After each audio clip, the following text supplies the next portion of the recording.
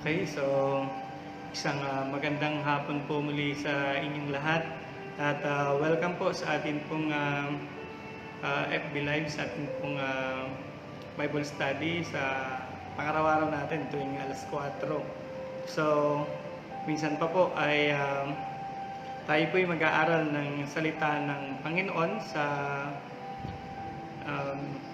kagaya rin po ng mga napapakinggan natin ng mga nagdaang pong araw na nagla-live po ang ating mga kasamang pastor, ay same pa rin po sa patungkol sa mga ugali na dapat meron isang Kristiyano, yung mga ninanais niya na yung dapat na gusto niya na ngayon. So, yun din po at tawa po patuloy tayong samahan ng Panginoon sa pag-aaral po na ito. At bago po ipagpatuloy ito, saglit lang po tayong manalangin. Atingin natin ang patnubay ng Panginoon. O Lord, sa hapon na ito, itinitiwala po namin sa iyo, God, ang pag-aaral po namin, O God, sa hapon na ito ng iyo pong banal na salita. I pray, Lord, na naway marapatin mo, Panginoon, na ang mga lalabas sa aking mga labi, Panginoon, ay yung mensahe mo para sa bawat isang nakikinig, nagbibigay ng oras sa hapon na ito. At nawa po, Panginoon, ay patuloy na mangusap ka nga po sa amin. Salamat po, ito po itiniwala namin sa iyo, sa pangalan po ng Panginoong Jesus. Amen. So, ayan, muli po ay isang magandang hapon. So, isa po sa karakteristik o isa sa pag-uugali na dapat meron po tayo ay sabi ng Panginoon dun sabi dito sa Luke 9:23 to 24, and he said to all, if anyone would come after me, let him deny himself and take up his cross daily and follow me. For whoever would save his life will lose it, but whoever loses his life for my sake will save it. Ayan, una po, sabi dito, kung sino man ay gustong sumunod sa Panginoong Hesus, sabi niya, kailangan niyang i-deny yung kanyang sarili. Sabi niya, deny yourself and take up your cross daily. Ayan po. So, nung ayan, kagaya po kahapon, napanood po natin, napakinggan natin si Pastora Rina, and isa sa bagay na nabanggit niya ay patungkol po sa endurance. So ngayon po, pag-aralan natin na itong bagay na ito na self-denial. At yun nga po, pinamagandang ko po ito na the ending of yourself is the beginning of God. Na kung saan po kapag sabi natin na andun yung self-denial, hindi na ikaw yung nakikita Ang makikita, walang iba kundi yung Panginoon. Walang iba kundi si Kristo. So, ito po, isa sa dapat na meron ng isang Kristiyano ay yung self-denial. Marunong siya na tanggihan yung kanyang sariling kagustuhan alang-alang sa Panginoon, alang-alang sa ikabubuti ng marami. At sabi po dito sa Galatians chapter 2 verse 20, I have been crucified with Christ. It is no longer I who live, but Christ who lives in me. And the life I now live in the flesh, I live by faith in the Son of God, who loved me and gave Himself for me. So, ayan po, tunay po na meron na po tayong panibagong buhay ngayon na tayo po ay na kay Kristo na. Sabi nga ng 2 Corinthians 5:17, if anyone is in Christ, he is a new creation. The old has gone and the new has come. So, ganun din po at napakabuti na isa sa makita po sa atin ay doon yun pong ating self-denial na kung saan ay isa sa requirement na sinasabi ng Panginoon na sa pagsunod po natin sa Kanya. At ayun po, meron po akong nais ikwento sa inyo at ito po ay maaaring nabasa nyo na rin kung kita nyo na po si Jepte, sa Tagalog po. Sa MBB version ay sa Hukom chapter 11, makikita niyo po dito si Jepte. Si Jepte po ay isang tagagalaan at anak po siya ng isang prostitute na tatay niya, si Gilead. At ito po, dahil meron pa siyang ibang mga kapatid at siya ay, ayun nga, anak siya ng isang prostitute, dumating po ang time na itong si Jepte ay pinalayas ng kanyang mga kapatid. Hanggang sa dumating po yung time na naging parang naging tulisan ba siya, sabi doon, nagkaroon siyang grupo ng mga mandarambong. Pero dumating po yung time na ito pong itong Israel ay pinagbabantaan, lulusubin po ng mga Amonita. Ngayon po, natakot po itong mga elders, yung mga leaders ng Israel, at ang ginawa po nila, pinuntahan nila si Jepte.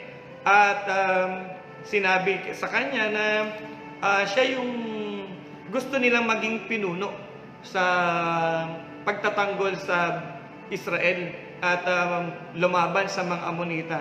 Sabi nga nung una ni Jepte, bakit pinalayas-layas niyo ako tapos ngayon pupunta-punta kayo sa akin, may problema kayo.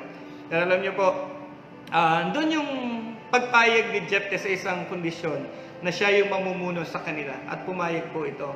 Sabi ni Jepte, kung loloobin ng Diyos, matatalo natin mga Amonita. Alam niyo po, sabi pa nga niya, nakapagbitaw siya ng pangako. Dahil sa ganung pangyayari, sabi niya, kapag pinagtagumpay tayo ng Panginoon laban sa mga Amonita, ang sino mang sasalubong sa akin pag uwi ko sa aming bahay ay isusunugin ko bilang handog kay Yahweh. Alam niyo po, dun sa pangyayari, sinamahan po sila ng Panginoon. Nung natalo po nila yung mga Amonita, at umuwi po sila na taglay-taglay yung tagumpay doon sa labanan na yun. Ngunit ang isang hindi inaasahang pangyayari, nung umuwi po si Jepte sa bahay nila, alam niyo po ba kung sino unang sumalubong sa kanya? At sinabi niyang, pangako niya sa Panginoon na sino mang unang sasalubong sa kanya ay kanyang ihahandog sa Diyos. Alam niyo po, ang sumalubong sa kanyang ikinalungkot at talagang ikipinaghinagpis ang sumalubong po sa kanyang kaisa-isang anak na babae na pinakamamahal niya. At dahil po doon, sinira niya ang damit niya at nandun talaga yung kanyang paghihinagpis. Pero alam niyo po, nakikita po natin doon na bagaman si Jepte po nung time na yon ay lungkot na lungkot at naghihinagpis, ngunit alam niya po yung ipinangako niya sa Panginoon. At yung ipinangako niyang yun ay hindi niya sinira. Yung pinangako niyang yun ay alam niya na pinangako niya ito At alam niyo po ba, gaano man kasakit ito kay Jepte, gaano man ito kahirap sa kanya, ano niyo po, ginawa pa rin niya ang pangako niya sa Panginoon. Hindi niya na inisip yung kanyang sarili, kundi ang inisip niya ay yung pangako na binitiwan niya sa Panginoon. Alam niyo po, ito yung siguro maisip natin, bakit ba naman kasi itong si Jepte, nangangako-ngako ng hindi niya naiisip na, di ba, pwedeng anak nga niya sumalubong sa kanya.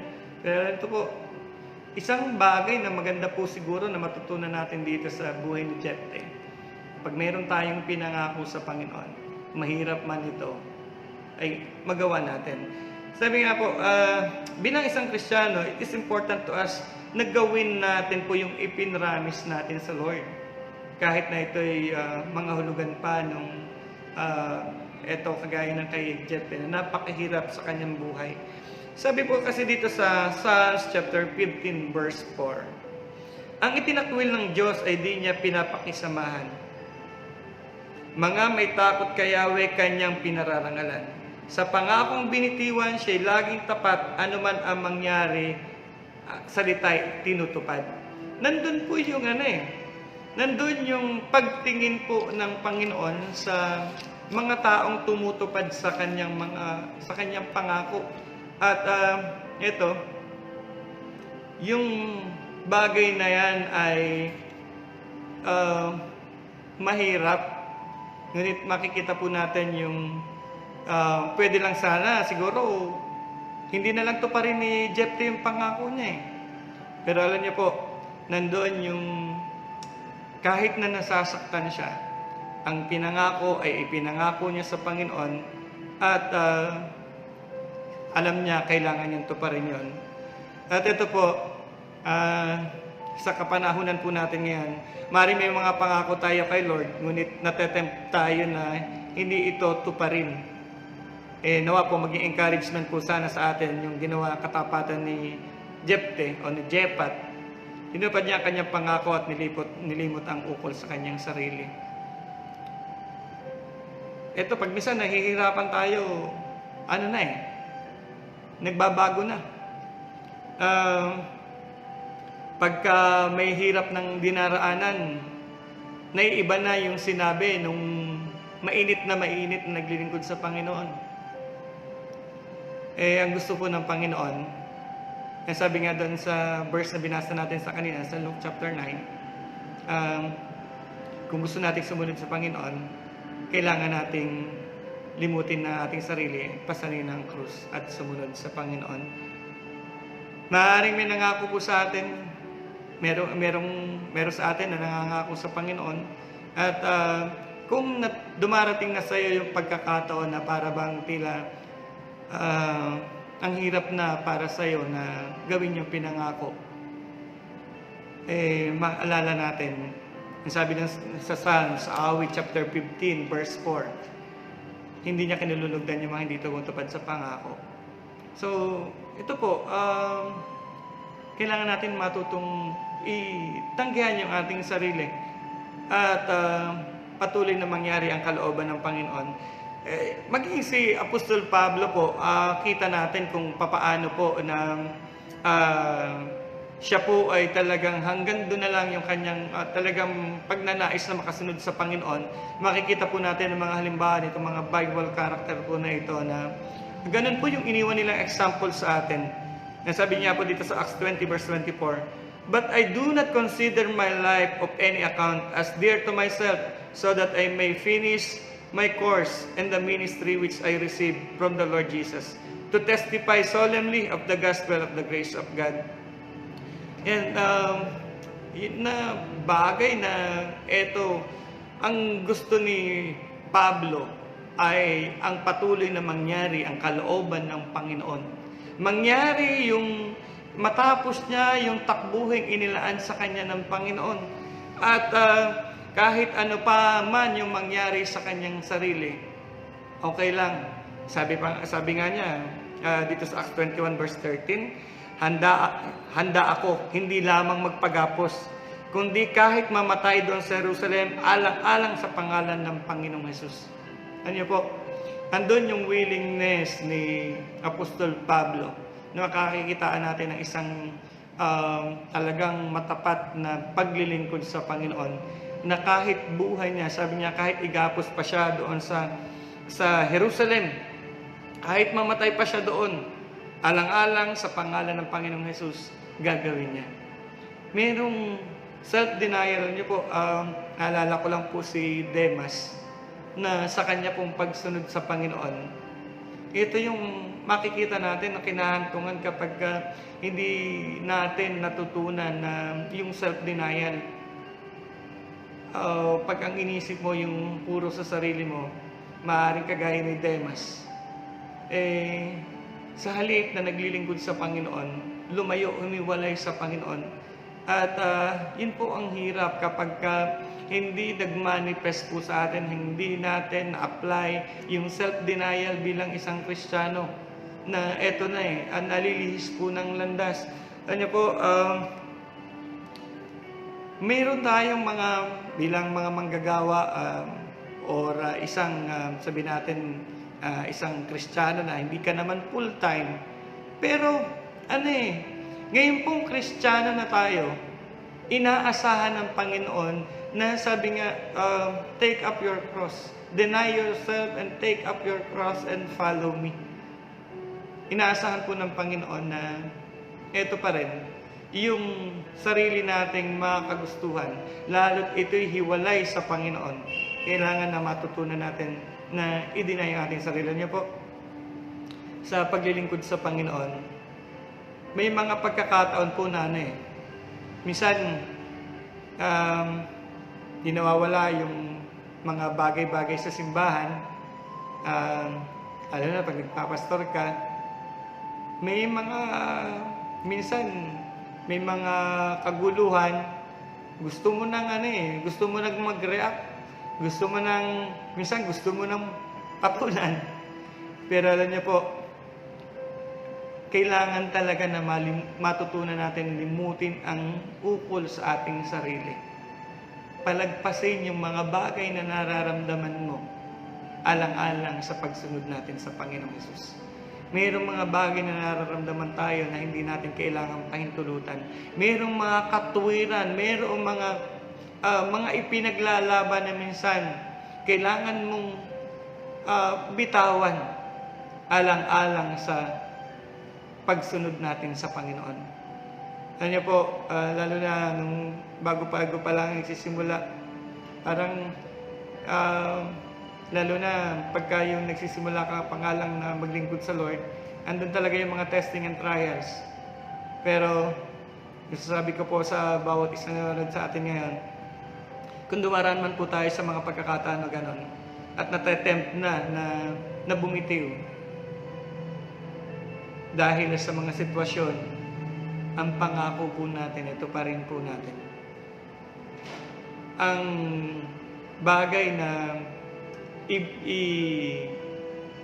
inilaan natin sa Panginoon ay huwag mahadlangan ng dahil lamang sa mga bagay na nararamdaman nating mahirap na para sa atin. Si Jepte po, si Apostol Pablo, nahihirapan na sila. Ngunit, pinili po nila ang magpatuloy sa paglilingkod sa Panginoon.